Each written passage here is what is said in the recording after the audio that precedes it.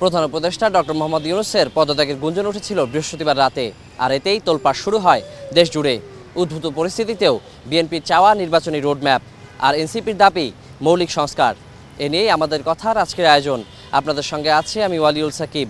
সাধারণ মানুষ এ নিয়ে কী ভাবছে চলুন তা জেনে আসি। ইউনূস স্যার যে পরিমাণ দায়িত্বশীল মানুষ, উনি দায়িত্বহীন কোনো কথা বা কাজ বলবেন বলে আমার মনে হয় না।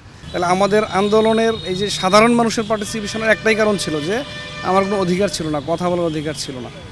তো সেই হিসাবে সংস্কার, প্রত্যেকটা সেক্টরে সংস্কার দরকার। আসলে প্রতিটা সেক্টরে ক্ষমতা কে যাবে, যাকে ভোট দেয় মানুষ, জনগণ ভোট দেয়। সেটা একটা যে নির্দিষ্ট একটা কমিউনিটি ক্ষমতায় যাওয়ার জন্য আমি নির্দিষ্ট মেকানিজম করে তারপর নির্বাচনটাকে বিলম্বিত করা, আমার মনে হয় ইউনূস স্যার এই ধরনের ফাঁদে পা দিবেন বলে মনে হয় না।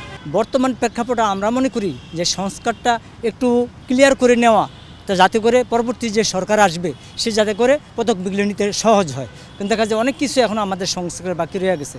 তো এটা সমস্ত যারা এই দলীয় নেতাকর্মী আছে তাদের সাথে পরামর্শ করে যাতে করে এই নির্বাচনটা একটু সুষ্ঠুভাবে হয় এবং যাতে করে জনগণের এটা গ্রহণযোগ্য নির্বাচন হয়। পদত্যাগ করলে আপনার এই গ্রাম অঞ্চলে বিভিন্ন যারা সাধারণ মানুষ আছে তারা বিভিন্ন নেতাদের হাতে নির্যাতিত হবে। তারা কখনো হয়তো ভোট কেন্দ্র তাদেরকে অত্যাচার করতে হবে, তারা সুন্দর মতে ভোট দিতে পারবে না। পদত্যাগের গুঞ্জন সম্পর্কে এখনও আমরা সঠিক জানি না, তবে যদি উনি পদত্যাগ করে এই মুহূর্তে আমাদের দেশে একটা রাজনৈতিক অস্থিতিশীলতার সৃষ্টি হবে। তো আমার মনে হয় বাকি যে আমাদের যেই দলগুলো আছে তাদের উচিত এই বিষয়টা সবাই বসে একটা সমাধান তৈরি করা বা প্রধান উপদেষ্টার সাথে কথা বলে একটা মীমাংসা আসা। বর্তমান যে প্রধান উপদেষ্টা তার সুযোগ্য নেতৃত্বে একটা একদম অগুছালো দেশ থেকে একটা গুছালো পর্যায়ে আস্তে আস্তে ডে বাই ডে জনগণ আস্থার জায়গাটা তৈরি হচ্ছে। সো এই মুহূর্তে যদি প্রধান উপদেষ্টাকে পদত্যাগ করাতে বাধ্য করে অথবা উনি যদি চলে যায় রাগ করে অথবা ওনার কর্ম করতে না পেরে, সেক্ষেত্রে আমাদের দেশটা আরও আনরেস্ট অবস্থায় হয়ে যাবে। বেশিরভাগ জনগণে মনে করে যে এই ইউনূস সরকার কিছুদিন থেকে দেশটাকে একটু গোছায় একটা নির্বাচন দেখ, এই নির্বাচনের মাধ্যমে আমরা একটু ভালো কিছু চাই। পদত্যাগের যে বিষয়টা, যে গুঞ্জনটা, সেটা ওনাকে কিন্তু একটা আস্থার প্রতীক নিয়ে কিন্তু সে এখানে বসছে।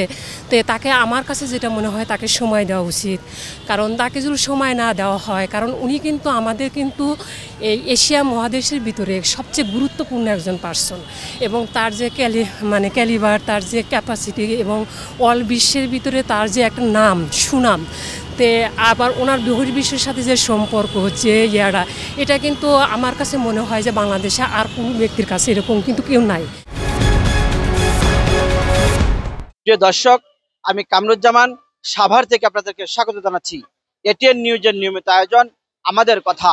আজকে আমরা জানব যে প্রধান উপদেষ্টাকে নিয়ে নানা গুঞ্জন শুরু হয়েছে।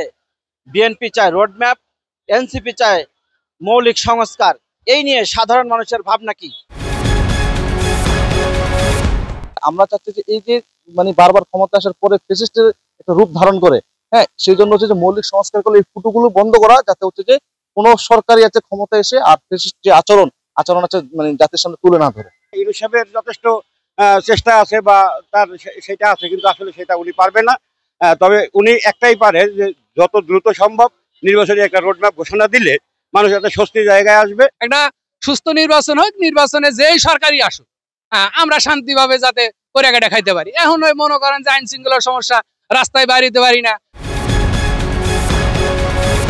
আমাদের কথা নোয়াখালী থেকে স্বাগত জানাচ্ছি ফয়জুল ইসলাম জাহান। প্রধান উপদেষ্টার পদত্যাগ নিয়ে চলছে নানা গুঞ্জন। এদিকে বিএনপি চায় নির্বাচনী রোডম্যাপ, অন্যদিকে এনসিপি চায় মৌলিক সংস্কার। এই নিয়ে নোয়াখালীর নাগরিক ভাবনা কি জেনে আসি। জনগণের সরকার প্রতিষ্ঠিত হলে জনগণের কাছে দায়বদ্ধতা থাকবে, জনগণের কাছে জবাব দিতে থাকবে। সেই জবাবদিতামূলক দায়বদ্ধতা সরকার হতে হলে জনগণের ভোটে প্রত্যক্ষ ভোটে নির্বাচিত সরকার আসতে হবে। সংস্কার একটা চলমান প্রক্রিয়া, এটা একটা নির্দিষ্ট সময়ের ভিতরে আপনি যদি বলেন যে আপনি সংস্কার করবেন তাহলে সেটা আপনি পারবেন না। জনগণের আশা এবং আকাঙ্ক্ষা নিয়ে ইউনূস সরকার যে সরকার গঠন করেছে, ওই সরকারের কাছে জনগণের মূল চাহিদাই ছিল এটা সুষ্ঠু এবং নিরপেক্ষ নির্বাচন। ডক্টর ইউনূস সাহেবকে যেহেতু সকলে মনোনীত করে পাঠিয়েছেন, উনি একটা সংস্কারের নির্দিষ্ট একটা পর্যায়ে নিয়ে নির্বাচিত সরকারের হাতে ক্ষমতা হস্তান্তর করবে, এটাই আমাদের দাবি। আমাদের কথার আয়োজন এই পর্যন্তই। আজকের মতো বিদায় নিচ্ছি আমি ওয়ালিউল সাকিব। আবারও হাজির হব অন্য কোনো দিন অন্য কোনো বিষয় নিয়ে। সে পর্যন্ত সবাই ভালো থাকুন, সুস্থ থাকুন, চোখ রাখুন এটিএন নিউজে।